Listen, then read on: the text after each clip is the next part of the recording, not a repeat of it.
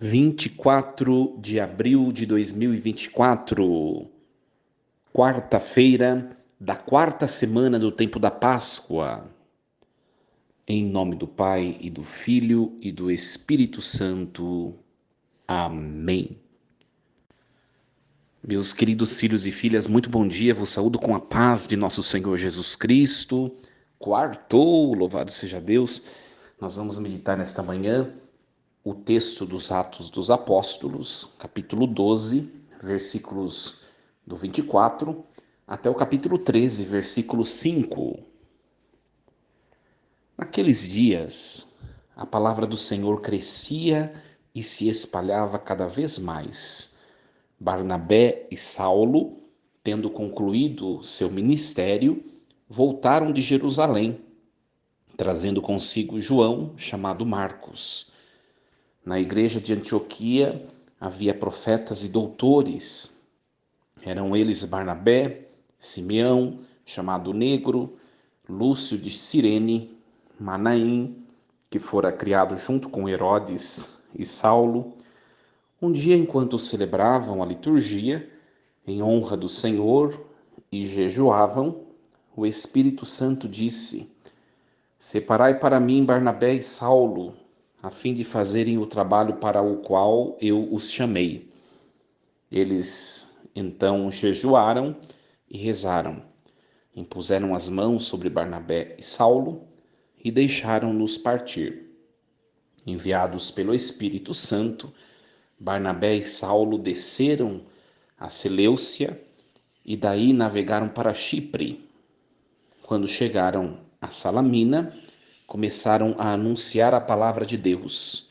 Nas sinagogas dos judeus, eles tinham João como ajudante. Palavra do Senhor. Graças a Deus. Meus queridos, uma palavra muito bonita, e nós podemos pegar alguns elementos para a nossa reflexão, de modo que levemos essa palavra durante todo o nosso dia. Primeira coisa, nós percebemos que o Espírito Santo disse, em oração, que Barnabé e Saulo tinham sido separados para fazer o trabalho para o qual o Espírito os chamou. Olha que bonito. Então, a primeira coisa que nós devemos tomar para a nossa história é o que eu sempre tenho dito nas minhas homilias nos últimos tempos. Ninguém foi criado, meus queridos, eu sempre falo entre aspas, né, desempregado, à toa na vida. Todos nós, ao sermos criados por Deus, nós trazemos de certa maneira, claro que alicerçados e imbuídos pelo nosso livre-arbítrio, a nossa liberdade, mas todos nós nascemos debaixo de um projeto que o Senhor tem para nós, de uma missão que Deus nos entregou, né? E nós vemos no texto que Saulo e Barnabé tinham uma missão a cumprir, que era uma evangelização muito mais acirrada, muito mais exigente do que a dos outros. E aí nós podemos refletir na nossa história, na nossa vida. Qual é a missão que Deus nos deu hoje? Né? Qual a missão que Deus nos entregou aos nossos cuidados? Por que esse texto ele calha bastante nessa semana com o que nós celebramos no domingo? Quem escutou minha homilia no domingo, eu falava que todos nós somos pastores de alguma coisa. Todos nós conduzimos alguma coisa, regemos alguma coisa, somos responsáveis por certas coisas na nossa caminhada. E a pergunta que vem nos falar a liturgia de hoje, será que de fato nós cumprimos a vontade de Deus? Né? Olha, o texto diz assim que a comunidade impôs as mãos sobre Barnabé e Saulo e os deixaram partir, né? Ou seja, eles foram cumprir a missão a qual Deus havia chamado a eles. E nós? Primeiro ponto a refletir, nós temos feito o que nos cabe? E o segundo ponto, a comunidade deixou-os partir. Para nós temos deixado o outro realizar a missão que é do outro? Uma pergunta, aliás, duas perguntas em uma só. Eu compro o que é meu e tenho permitido o outro cumprir o que é do outro, né? Isso é importante para nós refletirmos. Por quê, minha gente? Sabe por quê? Porque tem gente, presta bem atenção, oxalá não seja nenhum de nós, você que está me escutando e eu que estou falando, mas tem muita gente muito preocupada com o que os outros não fazem, ou também com o que os outros fazem, e essas pessoas não conseguem nem administrar a sua própria vida, sua própria missão enquanto pai de família, enquanto mãe de família, enquanto filho, enquanto cristão, enquanto profissional, enquanto estudante. Ora, tem um ditado popular, né? É claro que nós não cremos nisso, mas é um dito popular, né? Deus deu uma vida para cada um, né? Só gato tem 7 vidas, né? O povo fala comumente, né? E como nenhum de nós é gato, nós somos seres humanos, então Deus deu uma única vida para nós cuidarmos. Então cuidemos bem, muito bem, somente dela. Deixemos que o outro cumpra a sua missão. Sabe por quê, minha gente? Coisas que acontecem no nosso dia a dia. O padre aqui vai dar exemplos. Primeira possibilidade, né? Eu ficar retendo pessoas enquanto elas têm missão para ser cumprida. Eu ficar impedindo as pessoas de seguirem adiante o caminho delas. Cuidado, cuidado, né? A comunidade deixou Saulo e Barnabé ir porque era vontade de Deus. Se a comunidade não permitisse, tivesse retido os dois lá, eles estariam se contrapondo ao projeto de Deus, eles estariam se tornando inimigos do próprio Deus, sabe? Eu vou dar um exemplo para você, né? Tantos exemplos podem vir à cabeça, mas veio esse. Pega, por exemplo, uma pessoa que namora. A pessoa está percebendo que aquela pessoa com a qual ela está namorando não é a pessoa para a vida dela. Não tem uma certa consonância no temperamento, não tem uma unidade nos objetivos de vida, não combina em muitos pontos elementares. E a pessoa fica insistindo, porque ela se acha proprietária do outro, porque ela quer aquela pessoa, ela não quer outra pessoa. Olha, eu vou dizer uma coisa: você vai ser infeliz e você vai tornar a pessoa também infeliz. Deixe a pessoa seguir o caminho dela. Você está vendo que não é para você. É um exemplo, tá bom, minha gente? Para estar dando um exemplo. É um exemplo como poderia ser dado muito. Isso vale para profissão.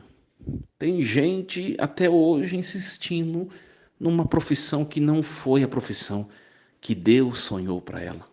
Você não vai ser feliz, meu querido, minha querida. Bola para frente. Tem gente insistindo em trabalhos que tá vendo que não vinga, não vai mais. A pessoa até tem um potencial de ir além, de ir adiante. A pessoa ela tem um potencial para ser mais, mas ela quer insistir naquilo, porque aquilo de certa maneira satisfaz alguma conveniência dela. Ela está perdendo a oportunidade de ser algo muito maior, porque ela está centrada em algumas conveniências tão pequenas. Larga esse trabalho, vai para outro, se lance, se arrisque.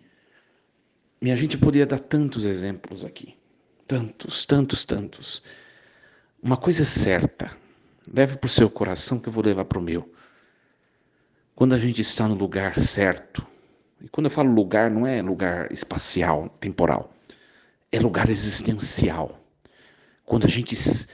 Eu vou até usar da língua portuguesa uma expressão não muito correta, mas quando a gente está sendo o que a gente deve ser, a gente vive a felicidade de maneira plena.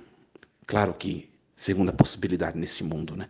Porque a felicidade é verdadeira, potencialmente perfeita só para o céu, né? Mas se você estiver no lugar que é seu, você é pleno. E eu vou dizer vou fazer uma pergunta para você que está me escutando. Presta bem atenção.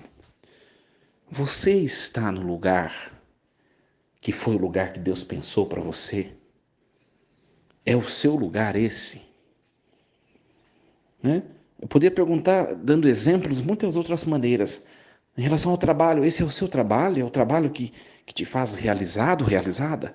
Esse é o seu namorado? É esse que te faz realizado, realizada? Como pessoa? Né? Essa é a sua profissão? É, essa de fato é. Eu não sei quantos mais exemplos eu podia dar, mas você está no lugar que é seu e que é o lugar que Deus sonhou para você? Você pode responder isso. Eu, minha gente, na pessoa de um sacerdote, vou dizer de maneira muito clara e convicta. Né? Até algumas pessoas me perguntaram nos últimos tempos, padre, você gosta mesmo de ser padre? Eu vou dizer concretamente para todos. Hoje eu estou no lugar que me faz pleno e muito feliz nesse mundo. Nenhum outro lugar que eu pudesse estar me faz tão feliz como no lugar em que eu estou hoje. Mas será que você que está me ouvindo pode dizer a mesma coisa? Eu não sei. Existem algumas coisas na vida que são muito difíceis de nós nos livrarmos ou superarmos ou mudarmos. Tem coisas que não tem jeito, que tem que ser enfrentada e talvez transformada com a graça de Deus. Mas tem muita coisa que a gente pode mudar. E às vezes a gente fica tardando, procrastinando, insistindo e perdendo tempo. A vida passa muito depressa, minha gente. Um segundo ponto e último para a gente refletir nessa leitura de hoje. É muito bonito o texto, vocês percebem como que às vezes a gente lê o texto e a gente não consegue tirar a lição para a nossa vida, mas a Bíblia é um livro sempre novo, né? Sempre novo. Né? Olha, a comunidade deixou Paulo e Barnabé partir. E Paulo e Barnabé também, que eles quiseram e foram. Né? E cumprindo a vontade de Deus, eles foram muito assertivos. Né? Aliás, eu digo sempre, se eles não tivessem saído para evangelizar, a palavra de Deus não tinha chegado até nós. Olha, quando às vezes a gente não se lança, as coisas não acontecem. E muitas coisas não acontecem na nossa vida, não é por causa de Deus, não. É por causa da nossa mediocridade, da nossa covardia. Da nossa covardia. Segundo ponto dessa leitura de hoje, nós vemos aqui nesse texto a figura de um tal João, chamado Marcos.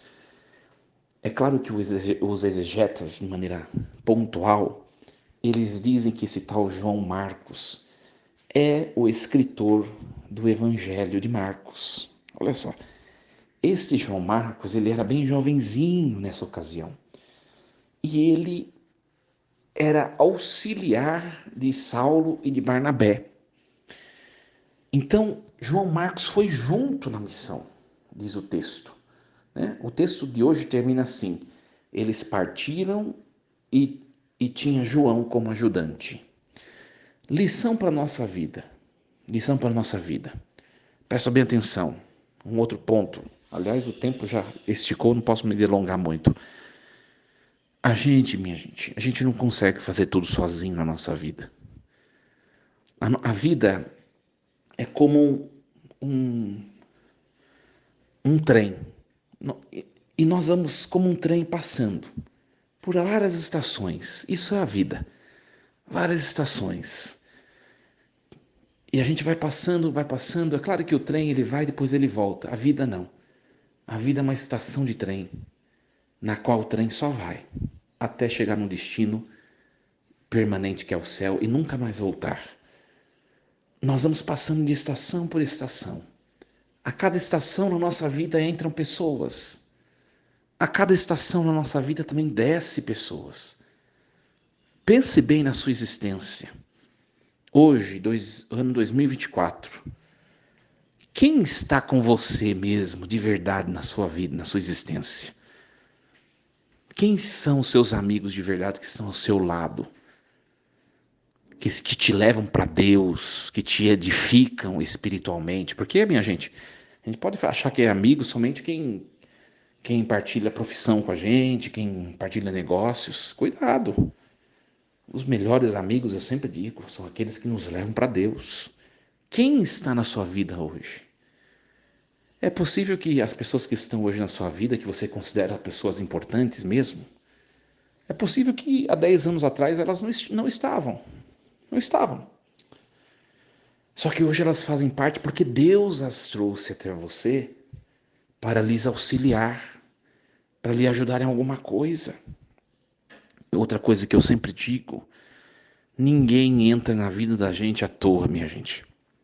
É claro que a gente vai ver que João Marcos, né, aliás, vamos chamá-lo de Marcos, né? Ele vai acompanhar Barnabé e Paulo, mas depois, mais para frente, ele vai descer da estação, né? Segundo o meu exemplo. Ele vai deixar de segui-los depois. Mas hoje faz parte do projeto de Deus que eles subam no trem, junto com Saulo e Barnabé. Quem está no meu trem? Quem está no seu trem hoje, na sua vida, na sua existência? Ou quantas pessoas te deixaram?